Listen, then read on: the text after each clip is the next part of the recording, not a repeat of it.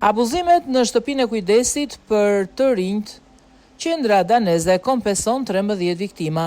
Qeveria e Danimarkës do të kompensojë 13 persona që kanë qenë viktima të abuzimit gjatë kohës që jetonin në një shtëpi kujdesi për të rinjt, njoftoi të hënën Ministria e Çështjeve Sociale. Personat, identitetet e cilëve nuk janë bërë publike, ngritën në mars një padi ndaj shtetit për abuzimet e pësuara në institucionin Solgarden, ku përfshihen dhe abuzimi seksual.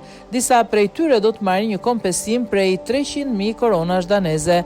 Sipas Ministrisë së Çështjeve Sociale, dëshmitë personale dhe dokumentat e mbledhura për periudhën 1929-1976 kanë evidentuar dështime serioze dhe sistematike gjatë qëndrimit të 13 ish banorëve në institucion i cili është nën mbikëqyrjen e shtetit. Autoritetet daneze kanë pranuar se ka pasur dështime të gjera edhe sistematike dhe se shteti nuk e ka përmbushur detyrimin e tij për mbikëqyrjen e institucionit. Një prej ish banorëve kishte rrëfyer në vitin 2024 për media daneze se kur ishte vetëm 8 vjeç, ajo dhe motra e saj ishin abuzuar seksualisht në mënyrë të përsëritur nga drejtuesi i shtëpisë së kujdesit. Institucioni Solgarden drejtohej nga misioni luteran, i cili në vitin 2024 u kërkoi falje të gjithë ish banorëve për abuzimet e ndodhura.